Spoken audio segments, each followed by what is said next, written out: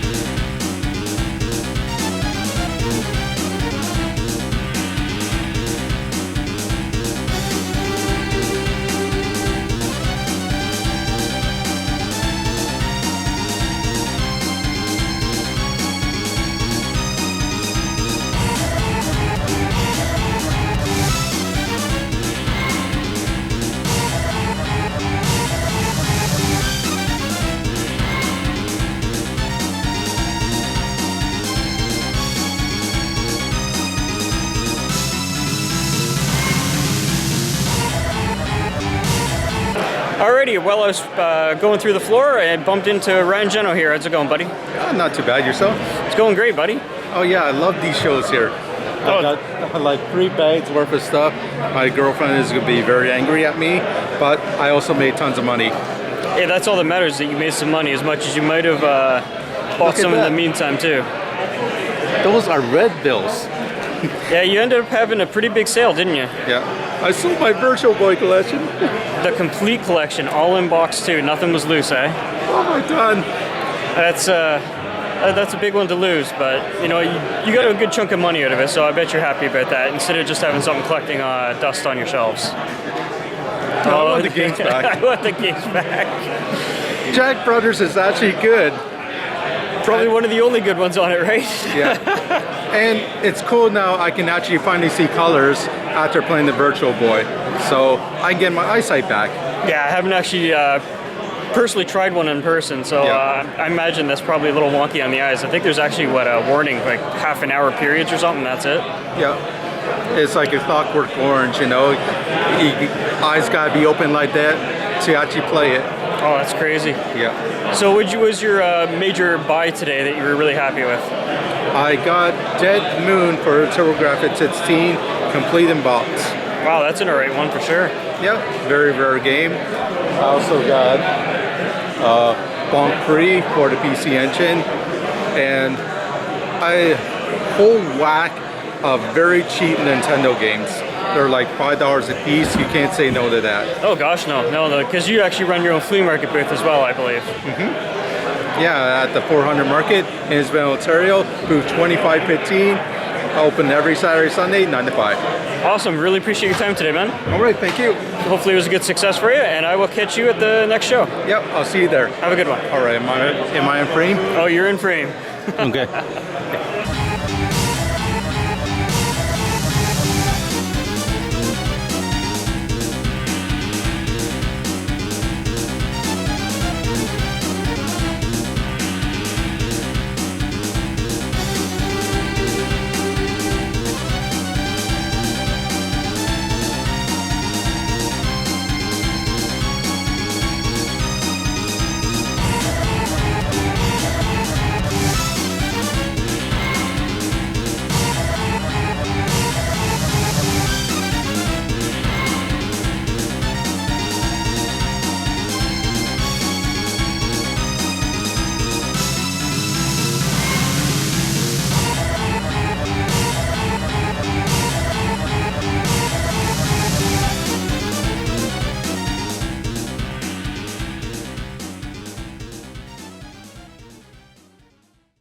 Alright, and I've actually bumped into here the actual person that's behind this show. How's it going? It's going great so far. It's going great today. Do you want me to look at you when I answer, or do you want me to look at you when I answer? You can look right at the viewer. Alright, I'm gonna, hey guys.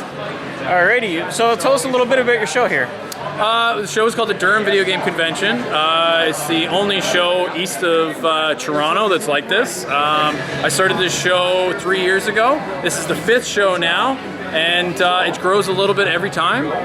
It's basically just a video game market show, but we're trying to expand a little bit. We brought in like video game developers, and we do video game tournaments, and we're still trying to find that sweet spot, that right mix of like the perfect game convention that's just got a little bit of everything. Oh, that's fantastic. And you also run your own store. Yes, I do run my own store. My store is called Fly By Night Buy and Sell. Fly By Night Buy and Sell, that's located in downtown Oshawa. We do video games, movies, toys, and collectibles. How's that for a plug? Oh, that's fantastic. All right, so is there anything else we can expect from this show in the future?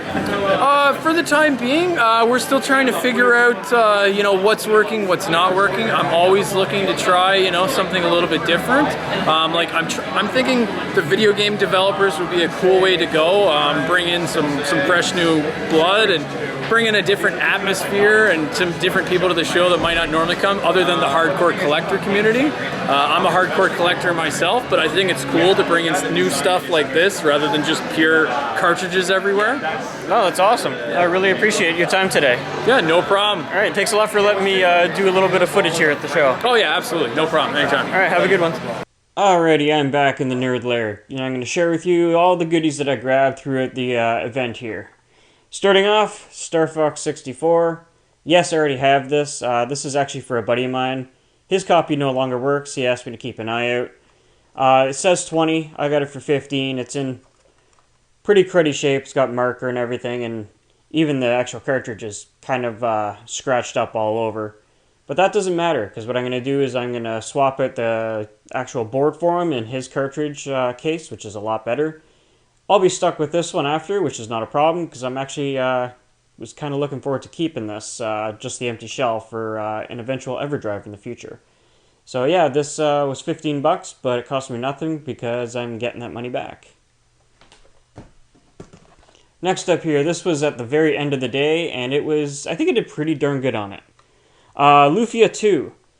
The tag says 70. The guy saw me looking at it. It was pretty close to the show closing, and he's like, you know what?